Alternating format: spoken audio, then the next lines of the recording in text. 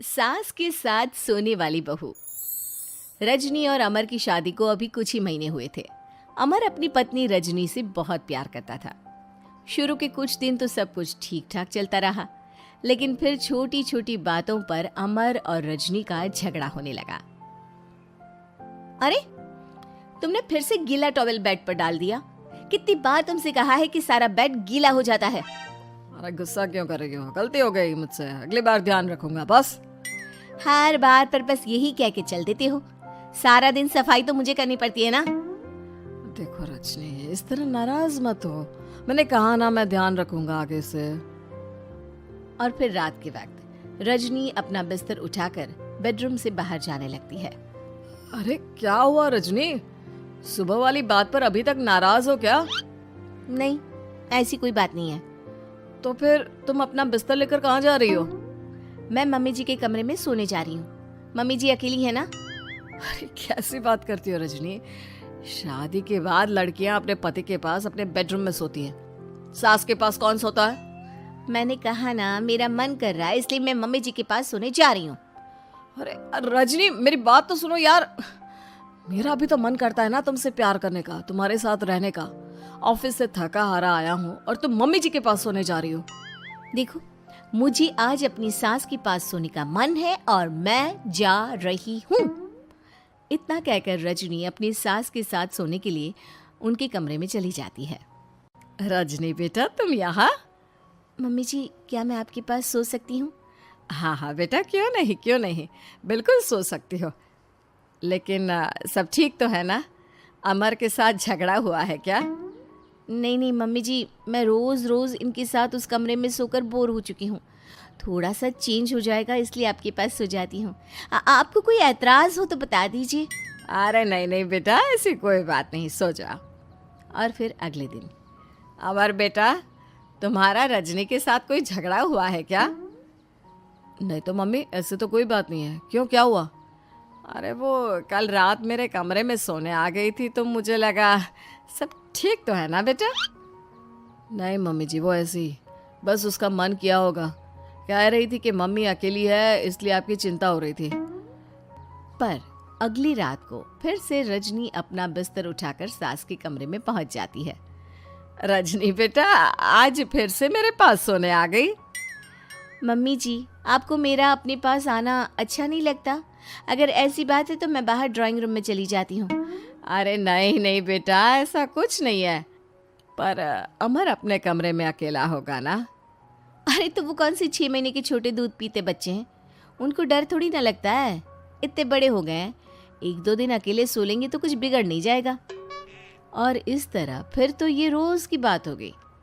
रजनी रोज अपना बिस्तर उठाती, अपनी सास के पास आकर सो जाती।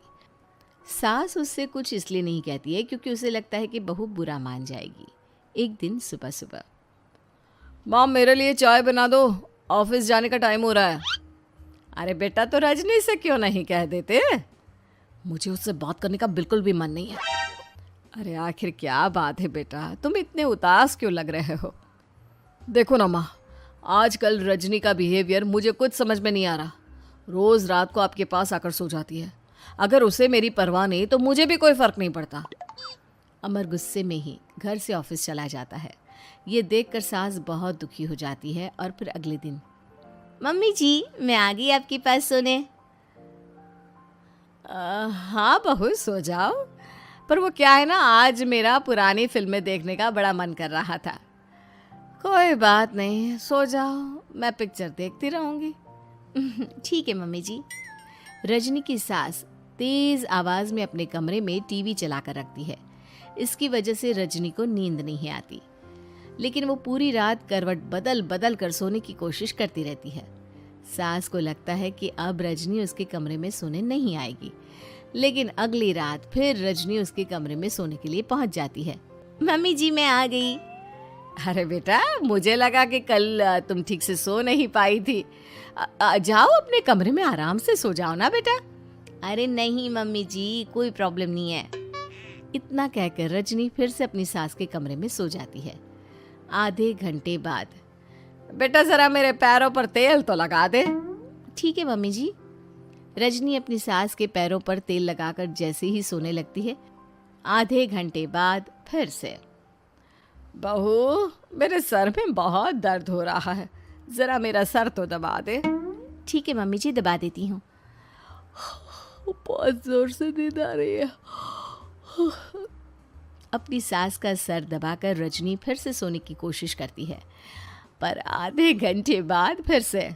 अरे बहू, बड़ी जोर से प्यास लगी है बेटा, जरा किचन से पानी तो लेकर आ। अरे मम्मी जी, जैसे ही नींद आने लगती है कुछ मांग लेती है।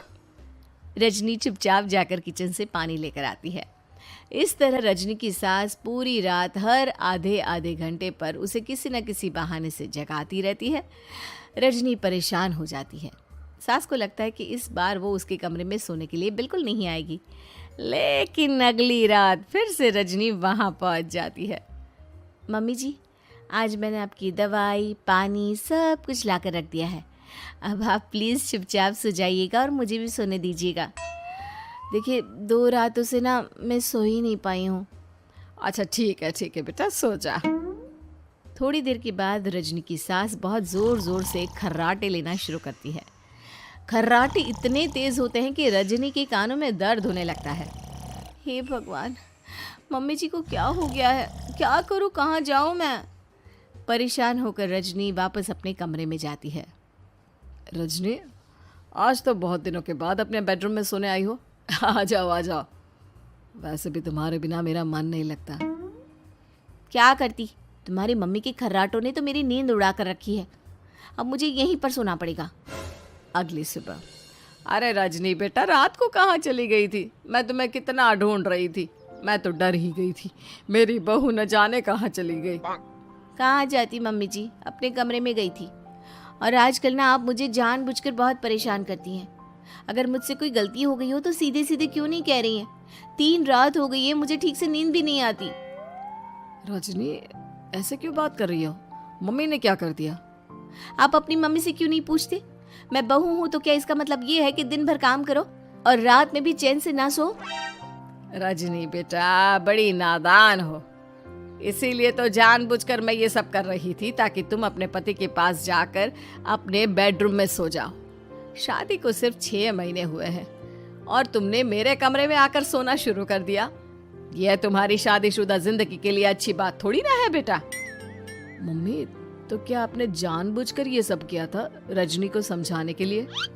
अरे तो और क्या करती? दुनिया की पहली बहू है ये, जो पति को छोड़कर सास के साथ सोने चली थी। इसीलिए मुझे इसके लिए थोड़ा बुरा बनना पड़ा।